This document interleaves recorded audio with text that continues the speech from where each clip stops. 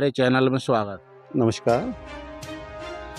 इसके साथ साथ मैं सोशल वर्क भी करता हूं। कोरोना काल में मैंने जितना मेरी समर्थ थी, क्षमता थी, उसके अनुसार 6-7 लोगों को मैंने मोबाइल उपलब्ध करवाए। तो उस समय बच्चों को शिक्षा की आवश्यकता थी, तो जहां से बने मैंने अपने उस पर व्यय पर मोबाइल उपलब्ध करवाए थे। कई लोगों को, कम से कम 50-60 लोगों को जिनको आवश्यकता थी कभी तो उनको सामान या पैसा तो उपलब्ध करवाया था। जो भी मेरी सामर्थ्य है, मैं सोशल वर्क भी करता हूं, मैं शिक्षक के रूप में भी काम करता हूं, मैं वकालत भी करता हूं, इन्वायरमेंट को लेकर भी काम कर रहा हूं और अब राजनीति में सक्रिय रूप से एक काम कर रहा हूं। तो यदि मुझे जनता चुनती है तो मैं उनको वचन देता हूं कि ना मैं भ्रष्टाचार करता हूं, ना करूंगा, ना सहता हूं और न सहूंगा। सभा चुनाव आने वाले हैं और लगभग सभी चुनाव की डेटें भी आ चुकी हैं, तो क्या देखते हैं आप, कैसा इस बार का चुनाव रहने वाला है?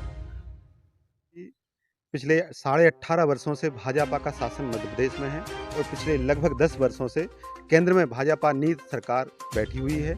और मध्य प्रदेश की चूंकि हम नरियावली की बात कर रहे हैं, विधानसभा चुनाव को लेकर बात कर रहे हैं, तो हम मध्य प्रदेश की बात करेंगे, अपने क्षेत्र नरियावली की बात करूंगा। मैं विगत 2 वर्षों से नरियावली क्षेत्र से दौरा कर रहा हूं, प्रत्येक गांव में गया हूं, प्रत्येक स्थान पर गया हूं, अधिकांश लोगों से मैं मिला हूं और मैं 2 वर्षों से लगातार नरियावली के लिए काम कर रहा हूं। 18.5 वर्षों से भाजपा की सरकार मध्य प्रदेश में है और 15 वर्षों से लगातार लारिया जी विधानसभा नरियावली का प्रतिनिधित्व कर रहे हैं। और दूसरी ओर यदि हम देखें तो कांग्रेस के जो माननीय सुरेंद्र चौधरी जी हैं, वह भी अपनी किस्मत 5वीं बार आजमा रहे हैं। 3 बार तो वो हार चुके हैं। 98 से लेकर 2003 तक वो उस क्षेत्र का विधानसभा का प्रतिनिधित्व किया है और मंत्री भी उस समय वो रहे हैं, तो वो 3 बार से हार रहे हैं। ये दोनों ही व्यक्ति, एक कांग्रेस से और दूसरे भाजपा से वहाँ पर आते हैं। लोगों में रोष है कि इनके अलावा क्या कोई दोनों पार्टियों के पास कोई नया चेहरा नहीं है, कोई अच्छे व्यक्ति नहीं है। लारिया जी की हम बात करें तो 15 साल से लगातार वो क्षेत्र में के विधायक हैं, प्रतिनिधित्व कर रहे हैं, लेकिन कई गांव ऐसे भी हैं जहां पर मैं गया हूं कि उनमें आज तक वो पहुंचे नहीं हैं। विकास की यदि हम बात करें तो शिक्षा का क्या मॉडल मध्य प्रदेश में है, आप देख रहे हैं कि यहाँ पर प्राइवेट जो स्कूल्स हैं वो दिन प्रतिदिन बढ़ते जा रहे हैं और सरकारी स्कूल्स खत्म होते जा रहे हैं। अभी आपने कुछ दिन पहले देखा हो कि हजारों की तादाद में स्कूल सरकार ने बंद कर दिए हैं। आपके पास ट्रेंड टीचर्स नहीं हैं, मध्य प्रदेश सरकार के पास में व्यवस्थाएं नहीं हैं, बिल्डिंग्स नहीं हैं, अन्य स्टाफ्स नहीं हैं, स्टेशनरी नहीं है। कैसे स्कूल चलाएंगे आप? आम आदमी पार्टी ने जहां तक सुनने में आया है कि कुछ अपने गारंटी कार्ड जनता तक पहुंचाए हैं, वो क्या गारंटी कार्ड हैं और क्या धरातल पे उनको लागू करने के लिए उस पर विचार किया? जी, हम लोग गारंटी देते, हम लोग घोषणा पत्र, हमारी पार्टी घोषणा पत्र जारी नहीं करती, हमारी पार्टी वचन नहीं देती, हम गारंटी देते हैं और उसमें जो कुछ लिखा हुआ है हर वर्ग के लिए, किसानों के लिए अलग गारंटी देते हैं, स्टूडेंट के लिए अलग गारंटी देते हैं, बेरोजगारों के लिए अलग गारंटी की व्यवस्था करते हैं, महिलाओं के लिए अलग गारंटी की व्यवस्था करते हैं, सब वर्गों के लिए अलग अलग गारंटियों की हम व्यवस्था करते हैं। उसमें सारी गारंटियां लिखी हुई हैं, अभी आपको हम देंगे तो आप उसका फोटो भी खींच लेना। तो उन गारंटियों में अरविंद जी और हमारी पार्टी एक गारंटी देती है कि यदि हमारी सरकार आती है तो एक एक चीज, एक एक गारंटी जो उसमें लिखी हुई है उसको हम पूरा करेंगे, विश्वास के साथ पूरा करेंगे। हमने दिल्ली में पूरा किया है, हमने पंजाब में पूरा कर रहे हैं और मध्य प्रदेश में हमारी सरकार आती है तो जो गारंटी हम लिख के दे रहे हैं वो हम पूरा, एक एक वचन, एक एक गारंटी को हम पूरा करेंगे। बनाई है आपने जिससे कि जनता को, यदि जनता आपको चुनती है तो क्या ऐसे लाभ उनको देने वाले हैं या क्या, कौन से क्षेत्रों पे काम करने वाले हैं जिससे जनता आपको चुने? परिवार में बच्चे होते हैं और हम चाहते हैं कि उन बच्चों को फ्री और अच्छी शिक्षा मिले, ट्रेंड टीचर्स वहाँ पढ़ाएं, सारी व्यवस्थाएं वहाँ पर हों, जाने आने की फुल व्यवस्था वहाँ पर हो बच्चों के लिए।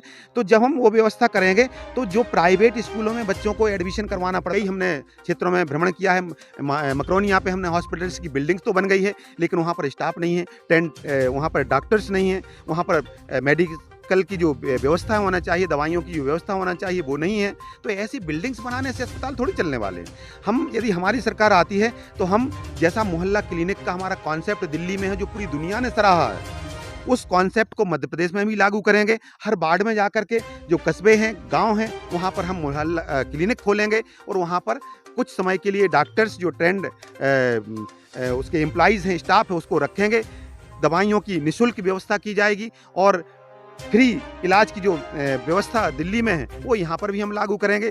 तीसरी व्यवस्था हम रोजगार को लेकर बात करते हैं। रोजगार को लेकर हमारा जो प्लान है कि हम भविष्य में, चूंकि हमारा कृषि प्रधान पूरा क्षेत्र है, तो हम कृषि आधारित जो लघु उद्योग हैं उनको स्थापन की इकाइयों को, यूनिट्स को लगाने का हम प्रयास करेंगे। जैसे उदाहरण के लिए हमारे यहाँ पर आजकल मक्का का उत्पादन बहुत मात्रा में होने लगा है, तो मक्का को लेकर कई व्यंजन बनाए जाते हैं, कई चीज़ें बनाई जाती हैं जो मार्केट में हमें मिलती हैं। तो क्यों ना जब यहाँ से खरीद कर वो बाहर उसका प्रोडक्शन किया जाता है, फिर यहाँ पर मार्केट उसको उपलब्ध करवाया जाता है, तो क्यों ना उसको हम यहीं खरीद करके किसानों को भी अच्छा दाम मिल जाएगा और कई लोगों को रोजगार दे करके यहाँ से उसका हम प्रोडक्शन करेंगे और कई लोगों के माध्यम से उसको मार्केट में लाएंगे। तो ये हम छोटी छोटी यूनिट उनको हम बनाना चाहते हैं। इसके साथ साथ जो क्वालिफाइड लोग हैं, जो पढ़े लिखे लोग हैं, उनके लिए उनकी योग्यता के अनुसार यदि कोई घड़ी सुधारने का काम करता है तो उसको हम घड़ी की ट्रेनिंग देंगे कि कैसे सुधारा जा सकता है। कोई मोबाइल को रिपेयर करना का काम सीखना चाहता है तो उसको उसकी ट्रेनिंग दी जाएगी।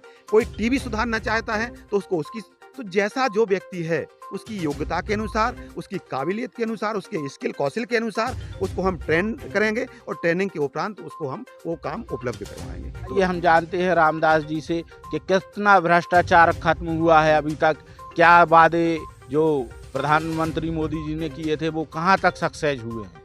हम चाहे एसबीआई की बात करें, किसी बैंक की हम बात करें, क्या अकाउंट में हम ये निश्चिंत हो जाएं कि हमारा पैसा जो रखा हुआ है उस अकाउंट में वो सुरक्षित है। आप और हम बिल्कुल सुरक्षित नहीं है, हमारा अकाउंट सुरक्षित नहीं है। तो आप उसको, सुरक्षा को लेकर आपने क्या किया? कभी भी फ्रॉड हो जाता है एटीएम के माध्यम से या डिजिटल ट्रांजैक्शन के माध्यम से, कभी भी हमारे अकाउंट से पैसे गायब हो जाते हैं। इसकी सुरक्षा की भी तो हमें बात करना पड़ेगी, सुविधा फैसिलिटी के साथ साथ। आपने कहा कि इससे भ्रष्टाचार कम हो जाएगा। निश्चित रूप से हो सकता है भ्रष्टाचार कम हो जाए, लेकिन जो भ्रष्टाचारी हैं वो दूसरा रास्ता अपना लेते हैं। आपके अकाउंट में पैसा आएगा, वो पहले आपसे कैश ले लेते हैं। लोग कहते हैं कि मुझसे यदि मुझे कुटी दी गई है, आवास योजना का लाभ दिया गया है, तो पहले ही जो भी उसके वहाँ के लोग हैं, जो भी उसके लिए जिम्मेदार व्यक्ति हैं, उन्होंने पहले ही 10-20 हज़ार उस व्यक्ति से ले लिए और या फिर बाद में उससे ले लिए, लेकिन भ्रष्टाचार कम नहीं हुआ है।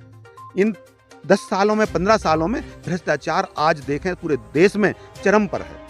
हमारी सरकार जिस योजना पे काम करती है कि आवश्यकता के अनुसार और योग्यता के अनुसार प्रत्येक व्यक्ति को रोजगार उपलब्ध करवाया जाए। सरकार जितना करवा सकती है वो करवाया जाए और इसके अलावा उद्योग धंधों में उसको लगाया जाए, जो उसकी काबिलियत है उसके अनुसार उसको रोजगार दिया जाए। हमारी सरकार चाहती है कि प्रत्येक व्यक्ति को पीने का शुद्ध पानी मिले और उसकी आवश्यकता के अनुसार उसको पानी मिले, उसको बिजली जितनी उसको आवश्यकता है वो बिजली उसको मिले। हमारी सरकार चाहती है कि वो मूलभूत सुविधाएं जो एक भारतीय नागरिक को मिलना चाहिए, संविधान के अनुसार उसको मिलना चाहिए, जो जीवन को स्तर को ऊंचा उठाने के लिए आवश्यक, उसको जीने के लिए आवश्यकता है, वो सारी सुविधाएं मुहैया कराने का हम संकल्प लेकर चले हैं और पूरे देश को भ्रष्टाचार मुक्त बनाने का संकल्प लेकर चलते हैं। तो हमारी पार्टी यदि आती है तो इन योजनाओं पे हम काम करेंगे, यही प्लान्स हमारे रहेंगे और उन पर हम सख्ती से काम करते हैं।